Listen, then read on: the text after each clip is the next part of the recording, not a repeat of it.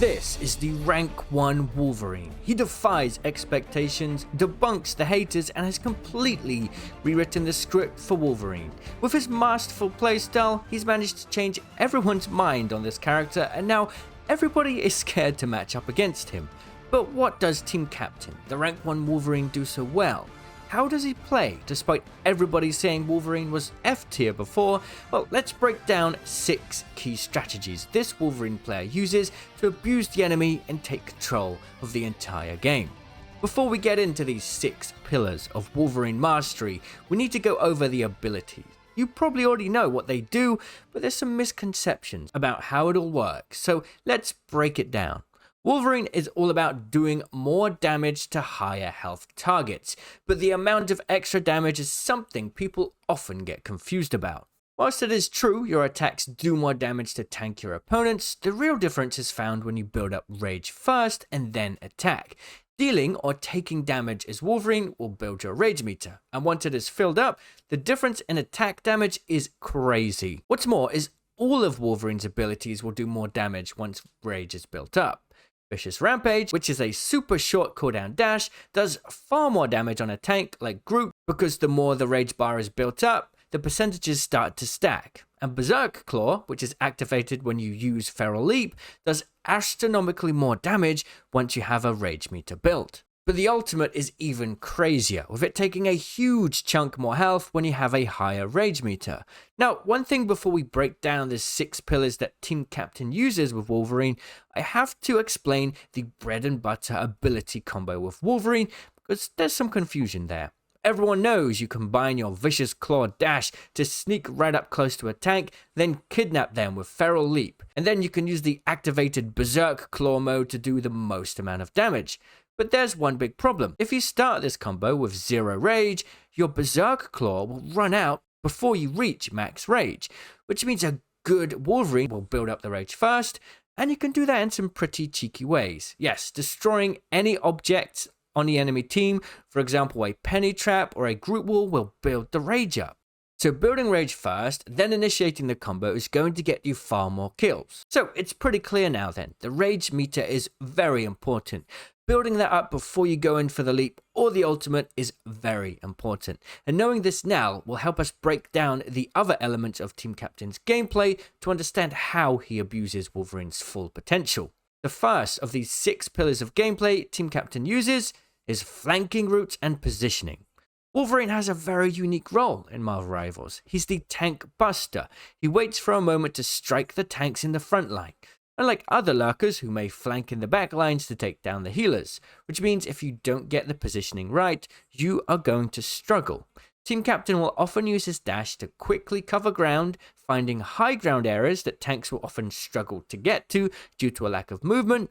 He won't push past enemy lines, but will instead sit just at the edge of both teams, waiting patiently. He'll find the moment for an enemy tank to push too far forward as that tank tries to take map control, and then he'll strike, bringing the tank into his teammates to bring him down. The earlier dash and leap combo we talked about, combined with damage from nearby teammates, will most likely be enough to take the tank down. But if something goes wrong, Teamcaptain will then smartly use the dash to get back to high ground or behind cover.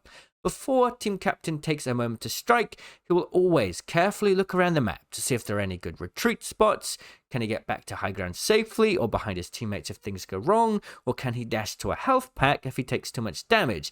Knowing the map layout and health pack locations really helps him massively here. So with Teamcaptain's mastermind knowledge of flanking routes, player positioning, and health pack positions, he's able to almost act like a lone wolf, waiting before kidnapping a tank and shutting down the enemy team's front line.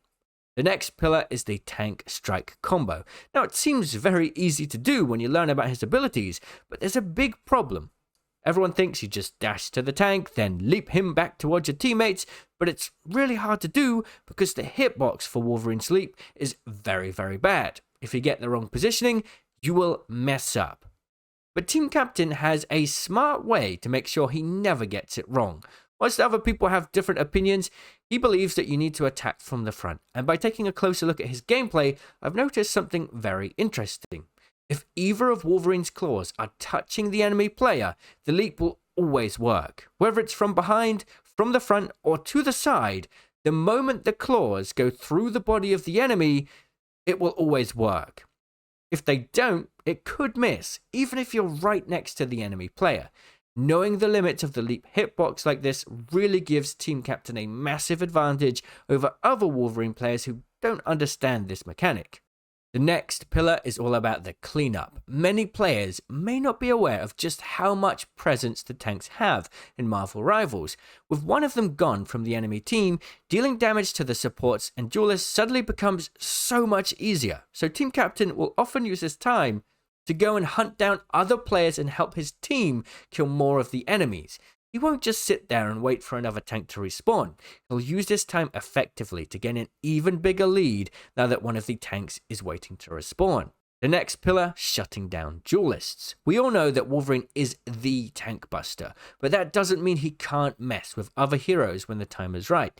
If Teamcaptain happens to spot a flanking hero like Psylocke or Black Panther playing too aggressive and far from their team, he'll always try to take them out as well. And if the matchup doesn't go his way and he almost dies, he'll quickly back out with his dash because it's almost always available because it has a nice 3-second cooldown. One neat thing that Teamcaptain has realized is that even if Wolverine can't always kill a player, he can make more aggressive plays and try riskier moves because his dash will get him out of dangerous situations and his passive will kick in if he comes close to death. The next important thing and the final pillar is all about cooldown rotations, and this is the most important thing to truly mastering Wolverine's kit. Whilst his dash is almost always available, the rest of his abilities aren't. The Undying Animal ability, which makes him take reduced damage, has a 15-second cooldown, and his Feral Leap has a 12-second cooldown, but these cooldowns will only start after the ability has ended.